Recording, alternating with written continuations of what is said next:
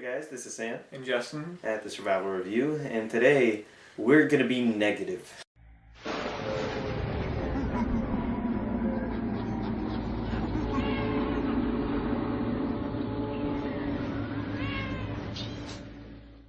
This is our top 5 worst horror sequels. Yes. And horror sequels tend not to tend not to be anything special.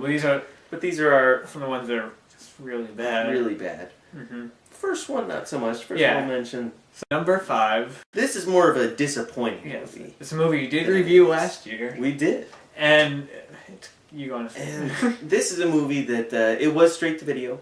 But it had some limited release, so it was mostly straight to video. It was mostly straight to video, but I was lucky enough to go downtown Chicago and go see a release of it in theaters, and that's Survival of the Dead. George A. Romero's Survival of the Dead. And this movie... It's from George Romero, who's the master. The master of zombie films. With night, dawn, and day being considered 3 masterpieces. Exactly. And he did great with Land. Land was good. Land was great. But then with Diary... Diary was okay. I thought it was enjoyable, but it was... And then Survival just... The way I put it is... The Survival of the Dead is an enjoyable, straight-to-video, cheap zombie movie. But it shouldn't be it's George Romero. It's George Romero. It should be fantastic, but it's just not. It has awful Sci-Fi Channel effects. Oh, God. Some of the worst CGI. Barely any practical effects. They were used very sparingly, which really annoyed me. And the story was kind of... meh. It's really not that interesting. Yeah, it involves this group of soldiers and people going to this island to kind of get away. And in the process of the island, there's a feud between 2 families. Yeah. That's kind of it. It's just... Yeah, I mean, I liked how it wasn't a typical... I mean, it was trying to be more of a character story. Mm-hmm. But which can work. Yeah, especially with Romero movies. Exactly. But it just didn't work too well in this one. No, and it was a very disappointing movie. Both of us were very disappointed. Especially because I went to go see it downtown, and George Romero was supposed to be there at this showing. That's the main reason I went. I was so excited, and he was sick. Sick. Yeah. He didn't show up, but I still hope that one of these days he makes one more good zombie movie just to finish it off. That's all we need. Just one cool one. We can only hope that he can make one more and actually make it good. Yeah, I mean, I feel because Romero's usually a more low budget type of guy, so that's kind of why he does this stuff. But he needs more money than what he had on Survival of the Dead. That was way, way too low budget. Yeah. But let's move on. These ones are worse. Yes. These are legitimately bad movies. Number 4... Alien Resurrection. We actually did also review this movie. We did review this one. We reviewed separately. And Alien Resurrection is just one of those movies. It sucks. It does. I mean, Alien 3 was bad, but this one just takes... I mean, I will give it some things. It had a little more action to it, and the effects were better than Alien 3. The effects were definitely better than Alien 3, and they're actually really good.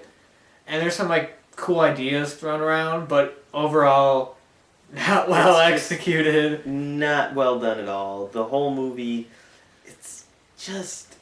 It's dull. It's very dull.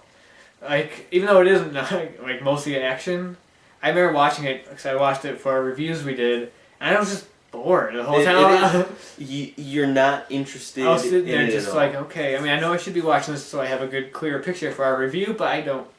And even the performances are bad. You would expect Sigourney Weaver to be fantastic, and she was really. But again, her character's not even interesting because she's just a clone. Exactly, of Ripley, she's not actually Ripley. She's a clone. She's a clone with superpowers, and she's good at basketball. And it's what is it with bad movies and basketball? I don't know. So Alien Resurrection is another disappointing end to a series that kind of like Survival was kind of. Exactly. It's kind of what most of these movies are in a way. Yeah. Kind of weird.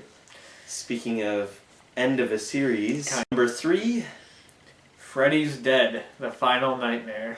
It almost kind of actually is the last Elm Street movie, because after that was after that was New Nightmare, New which Nightmare, was awesome. which was and fantastic, yes. but it's not really part of the same continuity No, because it takes place in sort of in the real world, yeah, which is awesome. But that is it was really well done. But this then there was Freddy versus Jason, and that was kind of a sequel. But this was actually kind of the end. Kind of look at it that way, and this one just plain sucks. It just plain sucks. It goes so much for the comedy. It does. Like as the sequels move forward, they get more comedic as they go along, and this one just pushes over the edge. It was all out, and it's just not. It's not funny. It's not really that inventive either.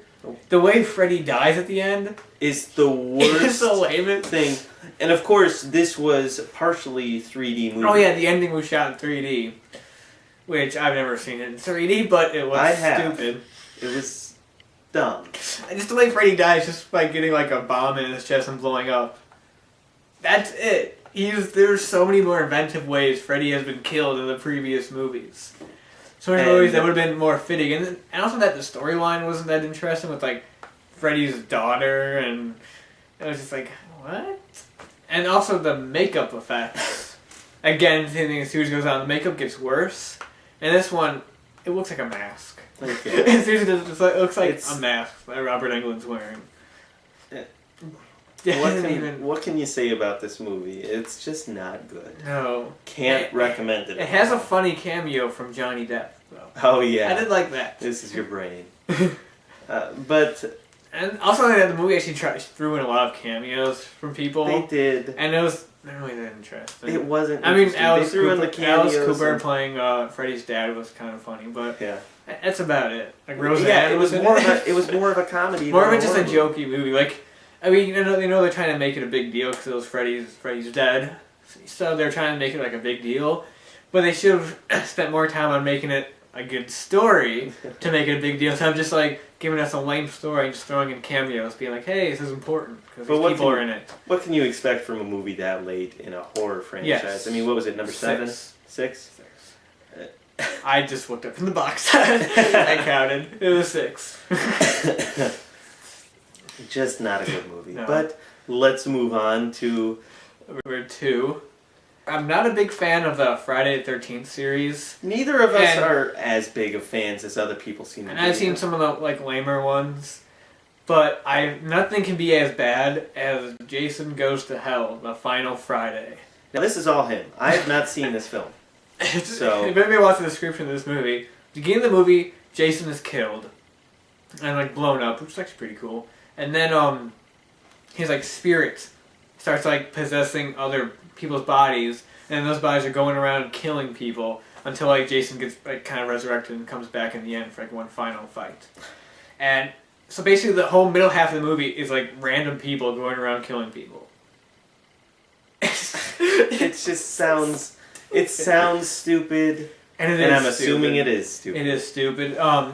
The only like kind of good thing to come out of it, I mean, you have Kane Hodder playing Jason, who's only in pretty much 2 scenes, the beginning and end, and so that's okay. There's one funny scene where Kane Hodder he played one of the guards at like this morgue where they're moving his body, and he makes a joke about Jason being a pussy. So that was funny, and at the end it had the tease for Freddy versus Jason, where you see Jason's hockey mask there, and then Freddy's glove comes out of the ground and grabs it in, but then Freddy versus Jason didn't happen for like 10 years later, but like in general, it was such a lame movie. I mean, I don't remember too much of it. I just remember just watching it and being like, why am I watching this movie? There's much better things I can be doing with my life. I think some of the death scenes were okay. And one really weird thing, the Book of the Dead from Evil Dead was in it. Really? Yeah. I don't know if they just like used the prop for it, but I'm slightly more interested. We should probably just search the scene on YouTube, and that's all you need to see. All I need to do. I just remember it was like in there. I don't know exactly why. So people kind of speculate that Jason is a deadite and stuff like that. We should lead to Freddy versus Jason versus Ash, where they brought that up and they tied that in. Which is yeah. Cool. But yeah, that's Jason Goes to Hell. A really lame movie. And speaking of lame movies, number one. If anybody knows me for the videos, I love the Halloween series. I'll mention it again. There's a Halloween shrine right over there. Right next to me. It's beautiful. It's a wonderful thing. But, I love Halloween, and I really don't like. I wouldn't. I kind of say hate, but not totally. I really don't like Rob Zombie's Halloween movies at all. But they are masterpieces compared to Halloween Resurrection. Now, this is mostly going to be him talking because I have not seen the entire movie. Basically, I've seen the beginning. Where they put in Jamie Lee Curtis for no apparent reason and they kill her off in a lame death for no apparent reason. And then the rest of the movie follows... I couldn't continue watching. Because the rest of the movie follows college students and Busta Rhymes as they decide to spend a night on Halloween in Michael Myers' childhood home as part of like a webcam series. This one totally just is a cheap haunted house kind of type slasher movie where people are in a house, Michael Myers pops up, kills people. Nothing that ties into the Halloween legacy besides the random cameo by Jamie Lee Curtis, which was terrible. Busta Rhymes karate chops Michael Myers. Yeah. There's seriously a scene where he's like, "Wah!" and he's fighting him. Honestly. Luckily, I stopped watching before that. Oh my god, it's just terrible. And then, not only that, this is kind of not completely the movie's fault. And it ends on a really cheap jump scare, for another sequel, and then it never happens. And not only that, though, I'm sorry, I'm kind of just going on here. Halloween H2O, where it is not a perfect movie, is a great end to the series. Spoiler alert, Jamie Lee Curtis cuts off Michael's head. And it works, though, because it's like Jamie Lee Curtis, the original first victim and everything. It ties it all together and works really well. And then this movie throws it out of the window by creating a really stupid reason for why Michael survived getting his head cut off. Which is, apparently he switched places with a paramedic who he crushed like his lungs and that, so he couldn't talk. Yeah.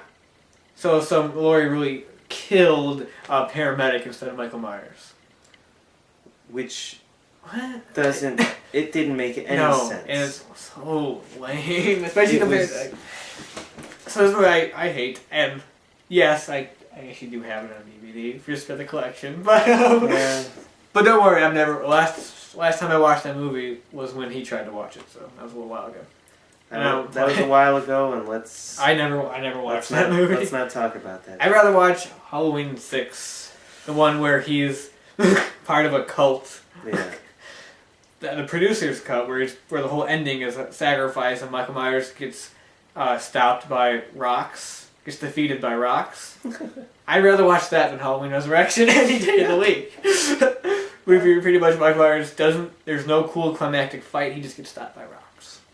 Yeah, and that's better than Halloween Resurrection. So that gives you an idea of the movies that we... I mean, there's pretty much movies out there. Oh, there are plenty of bad movies out there, but these are the ones that come to mind for us. The ones that just really just bad. When we think of bad horror movie sequels, these are the ones that pop into our minds. Yeah, and that's actually... That's just about all we have to talk about, and we'll see you guys later.